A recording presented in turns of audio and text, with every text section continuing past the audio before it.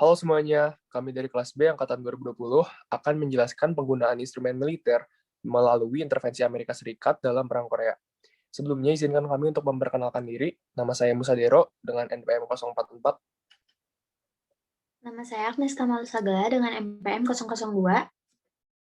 Saya Strikta Mulia Putri dengan NPM 050. Saya Maiko Maestu dengan NPM 084. Dan saya Fuad Hilmani dengan NPM 062.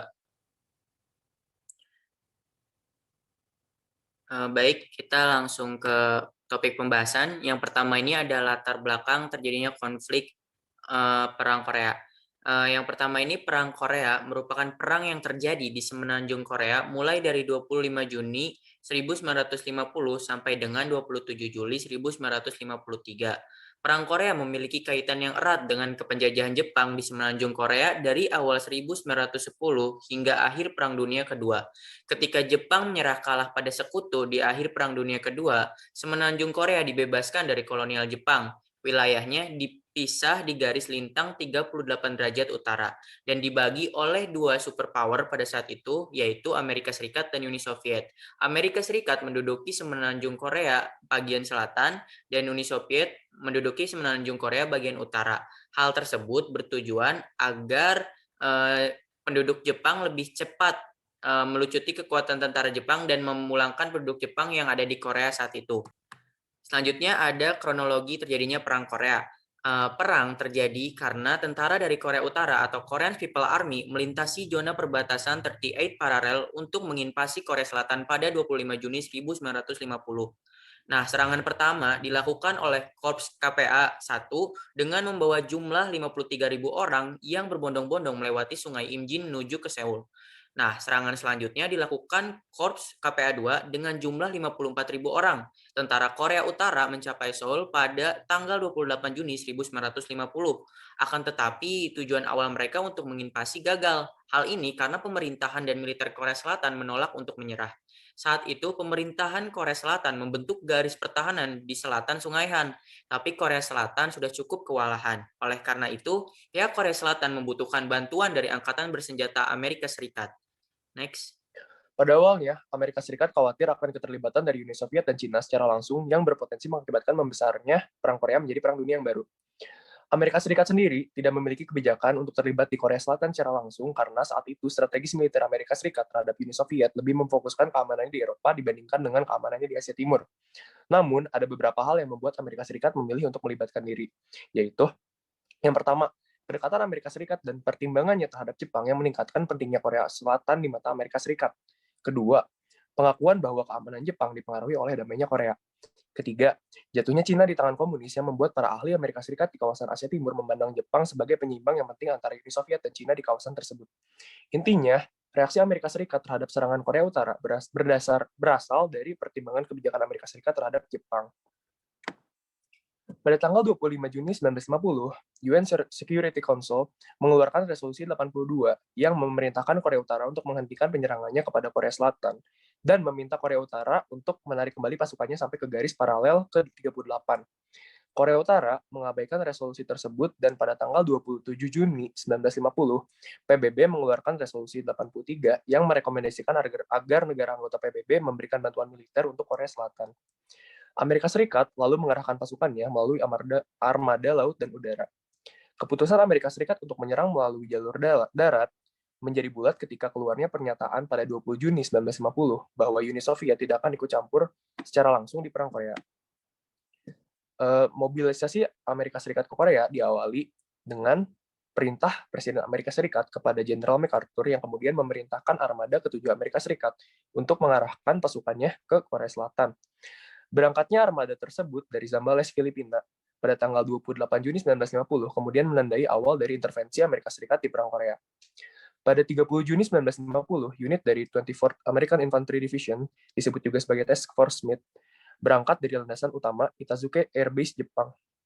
Unit ini kemudian mendarat di Korea Selatan pada 1 Juli 1950 dan menjadi salah satu unit milik Amerika Serikat yang dikerahkan untuk menahan serangan awal dari Korea Utara yang kemudian memberi waktu kepada pasukan Amerika Serikat lainnya untuk tiba di Korea. Kita lanjut dampak dari intervensi Amerika Serikat. Yang pertama ada benefit Amerika Serikat itu sendiri. Benefit yang Amerika Serikat peroleh pada tahap pertama adalah adanya dukungan dari negara-negara PBB yang mana menyediakan bantuan militer kepada Korea Selatan. Nah, pada tahapan ini juga Amerika Serikat memperoleh benefit karena antara Cina dan Uni Soviet belum ada aktor atau pihak yang ikut mengintervensi perang Korea secara langsung, sehingga Amerika Serikat yakin bahwa pihak Selatan akan lebih unggul.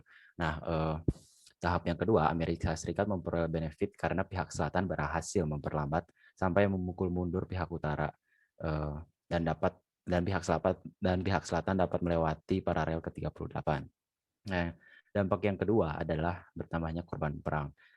Sudah tidak bisa dipungkiri lagi ya, kalau misalkan suatu perang akan menghasilkan korban jiwa yang banyak. Nah, tapi dengan adanya intervensi Amerika Serikat dan dengan diluncurkannya bom udara dari Amerika Serikat, korban perang yang diperkirakan adalah sebanyak 2 juta orang.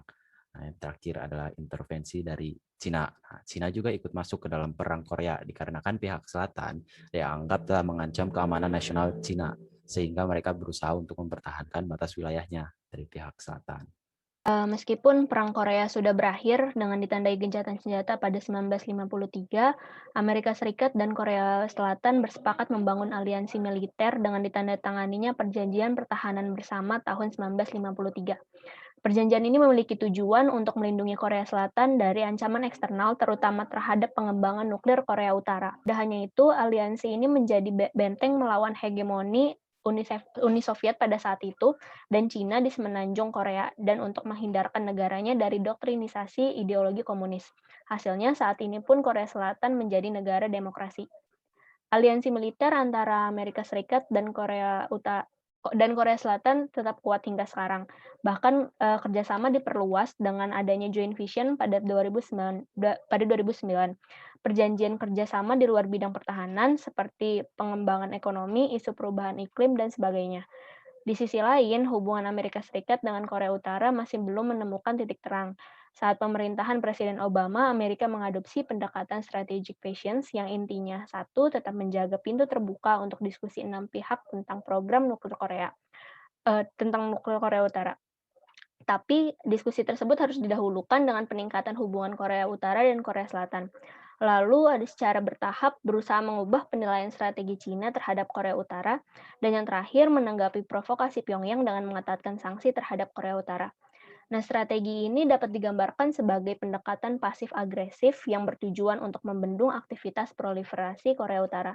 Namun, pendekatan ini membuat Korea Utara seakan mengendalikan situasi, karena pendekatan dilakukan dengan harapan Korea Utara tidak melepaskan nuklir miliknya. Keadaan antara kedua negara ini terus berlanjut hingga sekarang. Walaupun memang pada tahun 2018, Donald Trump dan Kim Jong-un sudah bertemu untuk diskusi pembongkaran senjata nuklir, hingga saat ini tidak ada perdamaian di antara keduanya karena hubungan yang kembali memanas dengan persoalan-persoalan lainnya. Lalu teori yang kami pakai untuk konsep ini ialah teori realisme, yang dimana negara harus mempertahankan national interest-nya dan dapat dipertahankan melalui kekuatan militer negara. Negara akan secara alami untuk membangun kekuatan militernya demi mendapatkan power. Dalam realisme sangat memandang suatu kompetisi di antara negara. Tentunya dengan adanya kompetisi ini, state akan bisa survive hanya dengan cara membangun kekuatan militernya yang kuat. Nah, salah satu tokoh pun memberi pendapatnya, yakni Machiavelli, memberi pandangan mengenai konsep realisme di mana sifat manusia yang agresif, egoistik, dan cenderung kompetitif membuat negara akan memperjuangkan power yang ada dengan menggunakan instrumen militer perang untuk mengontrol pihak lain. Jadi dapat kita simpulkan bahwa dalam teori realis, instrumen militer dapat dipakai oleh negara sebagai alat untuk memenuhi kepentingan nasionalnya atau national interest negara tersebut. Jika dikaitkan dengan intervensi militer Amerika Serikat adalah Amerika Serikat menjadikan pasukan militernya sebagai alat untuk membantu Korea Selatan dalam perang Korea.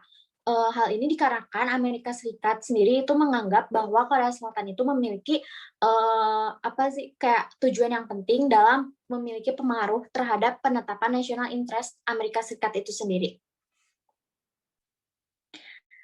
Berikut adalah daftar pustaka yang kami pakai untuk menjadi referensi. Sekian dan terima kasih. Mohon maaf apabila kami masih terdapat kesalahan dalam presentasi. Terima kasih.